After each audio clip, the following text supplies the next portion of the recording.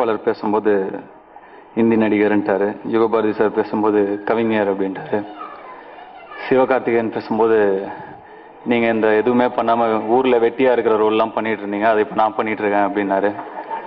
So மொத்தத்தில் என்னை backup பண்ண ரெடி பண்ணிட்டாங்க ஒரு ஆக்டரா. இது எல்லாத்துக்கும் முன்னாடி ஒரு தமிழ் நடிகன் தான். வேஷ்டி கஷ்டிய தமிழ் நடிகன் தான். இந்த இந்தி படங்கிறது உடம்பு மாதிரி, அதில் கலர் கலராக ட்ரெஸ் எல்லாம் போட்டுக்கலாம். தமிழ் படங்கிறது மூச்சு.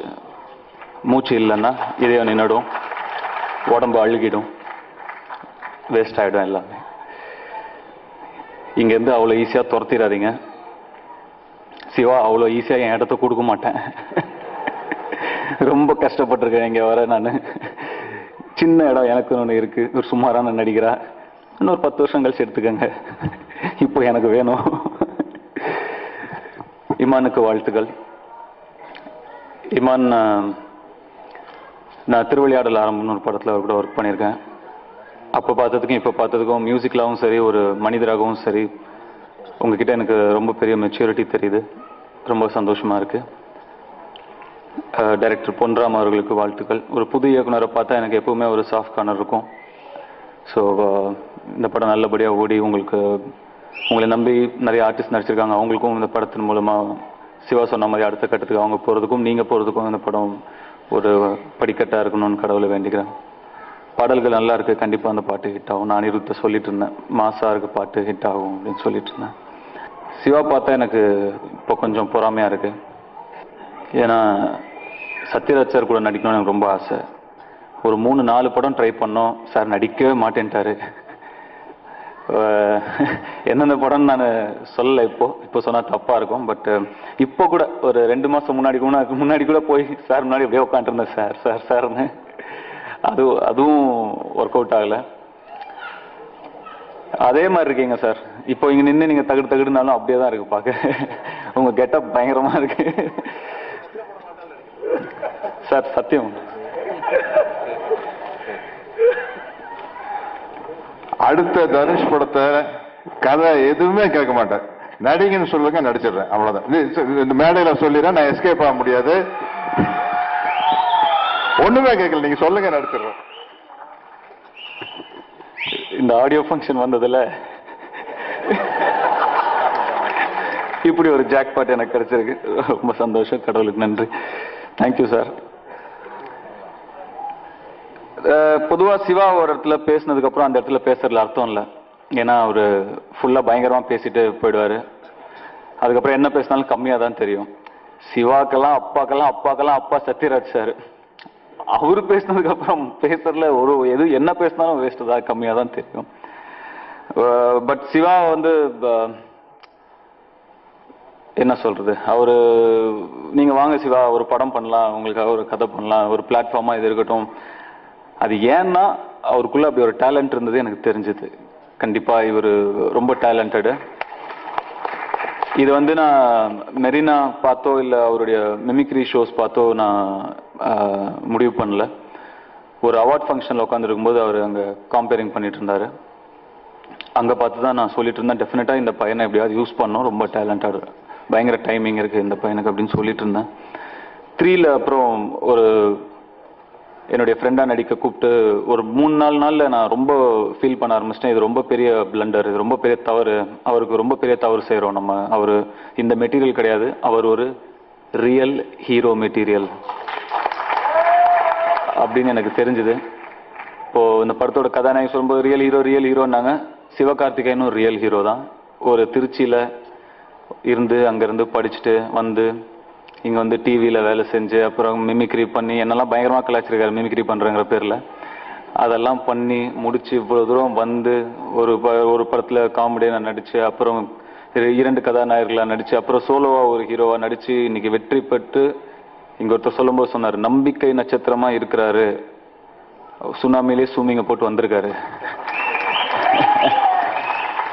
அப்போ அவரும் ரியல் ஹீரோ தான். ஸோ அதை நான் கண்டிப்பாக சொல்லி தான் ஆகணும். ஆனால் என்ன, அவர் பிஇ படித்தவர், MBA, BBS ஏதோ சொல்கிறாங்க, அதான் நமக்கு தெரியாது. நான் +1 ஃபெயிலு. ஸோ இந்த மாதிரிலாம் படிச்சவன் தெரிஞ்சா சை அப்படின்னு சேர்ந்துருக்கவே மாட்டோம் கூட. எனக்கு இதெல்லாம் தெரியாம போச்சு. நிறைய படிச்சிருக்கீங்க சிவா, எனக்கு அவ்வளவு படிப்பறிவுலாம் கிடையாது. ரொம்ப சந்தோஷமா இருக்கு உங்களை இந்த மேடையில பார்க்க. நான் சிவாட்ட அடிக்கடி சொல்லுவேன், சிவா நான் இப்போ சொல்றது கண்டிப்பா ஒரு நாள் நடக்கும். ஒரு மேடை இருக்கும், அந்த மேடையில முதல்ல நான் ஏறுவேன், அதுக்கான ஒரு கைத்தட்டல் இருக்கும், எனக்கு அப்புறம் நீங்க ஏறுவீங்க, அதை விட ஜாஸ்தி இருக்கும். இந்த நாள் ரொம்ப தூரம் இல்லை, அன்னைக்கு தட்டுற முதல் கை என் கையா தான் இருக்கும் அப்படின்னு நான் சிவாட்ட அடிக்கடி சொல்லிட்டே இருப்பேன். நான் இப்பயும் இந்த மேடையிலையும் நான் அதையே சொல்றேன், நிச்சயமா இது ஒரு நாள் நடக்கும். அப்போ முதல்ல கைத்தட்டுறது நானா தான் இருப்பேன். எனக்கு சின்ன வயசுல நான் எங்க வீட்டுல 4வது, எனக்கு அண்ணன் 2 அக்கா இருக்காங்க, நான் 4வதா பிறந்த பையன், சின்ன பையன். எனக்கு தம்பி இல்லைன்னு எனக்கு ரொம்ப ஃபீலிங் இருக்கு சின்ன வயசுல இருந்தே. எங்க அண்ணன் வேலை வாங்கிட்டே இருப்பான், கீழே விளையாண்டுருப்பேன், நான் 3 ஃப்ளோர் கீழே விளையாண்டுருப்பேன். மேல இருந்து கத்தி கத்தி கூப்பிடுவான், வாடா வாடான்னு. ஏதோ தலை போற விஷயம் அடிச்சு பிடிச்சி படிக்கட்டு ஏறி மேல போவேன், அந்த ஃபேனை போடுறா அப்படின்னுவான். அவர் உட்காந்து சாப்பிட்டுட்டு இருப்பார் அவரு. ஸோ இந்த மாதிரிலாம் என்ன பயங்கரமா வேலை வாங்கிட்டே இருப்பான். எனக்கு ஒரு தம்பி இல்லையே அப்படின்னு நான் ரொம்ப ஃபீல் பண்ணிட்டு இருந்திருக்கேன். சிவா என் தம்பி மாதிரி. அவர் ஃப்ரெண்டுக்கும் மேலன்னாரு, அவர் எனக்கு தம்பி, ஃப்ரெண்டுக்கும் மேலதான், அதுக்கும் மேலதான். அப்படிதான் நான் சிவாவை பார்க்குறேன். இனி எந்த இடத்துல எந்த கட்டாயத்துல தோல் கை கால் எது வேணாலும் கொடுத்து நான் உங்க கூட தான் இருப்பேன். நான் நிச்சயமா நீங்க இன்னும் பெரிய பெரிய உயரத்துக்கு போக நான் கூட தான் இருப்பேன். நீங்க கொஞ்சம் நல்லவர், கொஞ்சம் கெட்டவர். அது என்ன சொல்றது, எதுக்காக இவ்வளவு அஃபெக்ஷன் உங்க மேல எனக்கு தெரியல, அது பட் இருக்கு, அவ்வளவுதான். மேடையில தான் சொல்லணும்னு அவசியம் இல்லைதான், பட் தோணிச்சு சொல்லிட்டேன், தப்பா நினைச்சுக்காதீங்க. மற்றபடி அந்த பாட்டு ரொம்ப நல்லா இருக்கு சார், ஊதா, செமையா இருக்கு. எனக்கு ரொம்ப பிடிச்சிருக்கு அந்த பாட்டு. படமும் சரி பாடல்களும் சரி ரொம்ப பெரிய வெற்றி அடைய இறைவனை வேண்டிக்கிறேன். நன்றி. ஷோ டைம் நேரம் ஆயிடுச்சுன்னு நினைக்கிறேன். ஒரு படத்துக்கு வழக்கமாக சிவகார்த்திகேயனோட படம் வந்து ரொம்ப காமெடியாக இருக்கும், சிரிப்பு வரும். இந்த படத்தோட டைட்டில் பார்க்கும்போதே சிரிப்பு வருது.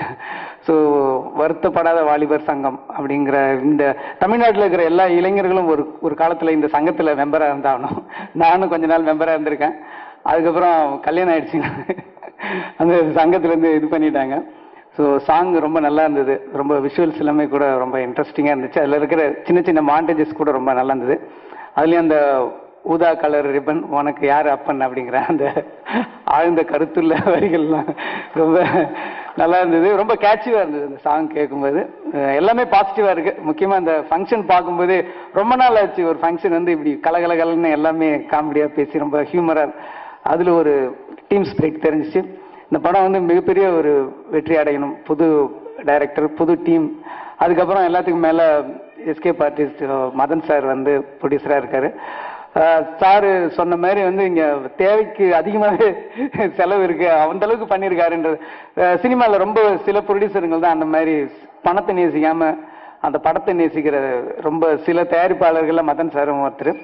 அதனால தொடர் வெற்றி நாயகன் சிவகார்த்திகேயன் வந்து இந்த படமும் மிகப்பெரிய வெற்றி அடையணும். இதுக்கப்புறம் ஒரு படம் ரிலீஸ் ஆக போற படங்கள் இதெல்லாம் விட பெரிய வெற்றி அடையணும்னு சொல்லி வேண்டிக்கிறேன். என்ன சார், எல்லாருக்கும் ஆல் தி பெஸ்ட். நான் அந்த படம் பெரிய வெற்றி அடையணும்னு கடவுள் வேண்டிக்கிறேன். வணக்கம்.